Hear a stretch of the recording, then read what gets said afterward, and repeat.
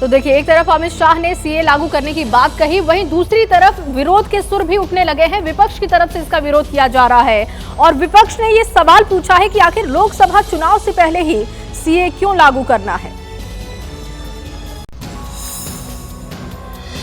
2019 में जब नागरिकता संशोधन विधेयक को संसद में पास कराने की कवायद हो रही थी, तब पूरे देश में इसके खिलाफ विरोध प्रदर्शन हुआ था। 11 दिसंबर 2019 को राज्यसभा में नागरिकता संशोधन विधेयक 2019 पास हुआ था।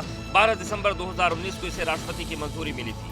अब तक गृह मंत्री लोकसभा चुनाव से पहले सीएए लागू करने की बात कह रहे हैं, तो फिर इसका विरोध हो रहा है। चुनावी फायदे हासिल करने की बातें हैं, कुछ मुट्ठी भर लोग हैं वो जो इन बातों से खुश होते हैं। 4 राज्यों में सीएए के विरोध में प्रस्ताव पारित हो चुका है। सीएए बिल के संसद के दोनों सदनों से पास होने के बाद 4 राज्य इसके विरोध में विधानसभा में प्रस्ताव पारित कर चुके हैं। केरल, पंजाब, राजस्थान और पश्चिम बंगाल की विधानसभा में सीएए के खिलाफ प्रस्ताव पास हो चुका है। पश्चिम बंगाल की मुख्यमंत्री ममता बनर्जी कह चुकी हैं कि हम सीएए को लागू नहीं होने देंगे। धर्म के नाम पे वो डिविजन करने के लिए, पोलराइज करने के लिए ये सीए कार्ड खेल रहा है। दूसरा टर्म शुरू हुआ तब पास किया, जब खत्म होने जा रहे हैं और सत्ता से निकलने वाले हैं तब नोटिफिकेशन ला रहे हैं।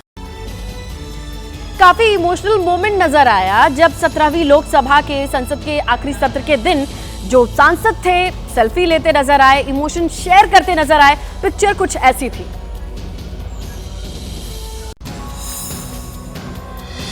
सत्रहवीं लोकसभा के आखिरी सत्र के आखिरी दिन संसद के बाहर माहौल भावुक था। जब 17वीं लोकसभा का समापन हुआ तो सांसद एक दूसरे के गले मिलते हुए, सेल्फी लेते हुए और भावुक होकर सदन से बाहर निकले। तमाम सांसद जिनका कार्यकाल आज पूरा हुआ है, एक दूसरे के साथ कोई सेल्फी ले रहा है, तो कोई फोटो क्लिक करवा रहा है, तो कोई सीढ़ियों पे खड़ा हुआ है और हर कोई इस लम्हे को संजो लेना चाहता है। शनिवार को संसद का बजट सत्र अनिश्चितकाल के लिए स्थगित कर दिया गया है। बजट सत्र में कई अहम मुद्दों पर चर्चा हुई है। देखो, माहौल बदल चुके हैं। मतलब पहले जैसे मन खुलकर सदन के अंदर या बाहर हम बात रखते थे, आजकल अनुशासन के नाम पे माहौल बदल रहे हैं। जो आपस में जो हमारे मतलब संपर्क, वो संपर्क में तो दरार जरूर पैदा हो चुके हैं। हम पक्ष विपक्ष नहीं है, हम बहुत अच्छे मित्र हैं। सदन के अंदर पार्लियामेंट की कार्रवाई में पक्ष विपक्ष होता है, वैसे सारे सांसद आपस में मित्र हैं। राजनीति एक तरफ और हमारी विचारधारा एक तरफ, इसी को अच्छा शासक डेमोक्रेसी कहते हैं। तो दिल्ली के सीएम अरविंद केजरीवाल पंजाब दौरे पर हैं, जहां कई कार्यक्रम उन्होंने किए और वहां से इंडिया गठबंधन को एक तगड़ा झटका दिया। पंजाब से अरविंद केजरीवाल ने इंडिया गठबंधन को एक और झटका दिया है। केजरीवाल ने ऐलान किया कि आम आदमी पार्टी पंजाब की सभी 13 सीटों पर उम्मीदवार उतारेगी। चंडीगढ़ की एक सीट पर भी आम आदमी पार्टी उम्मीदवार उतारेगी।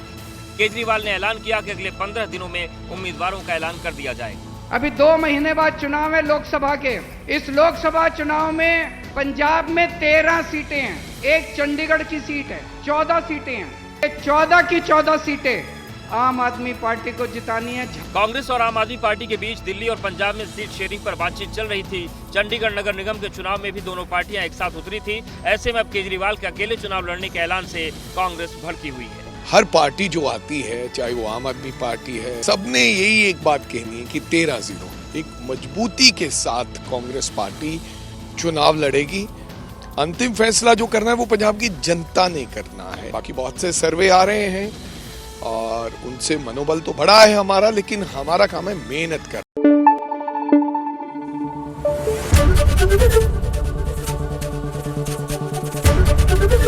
एबीपी न्यूज आपको रखे आगे।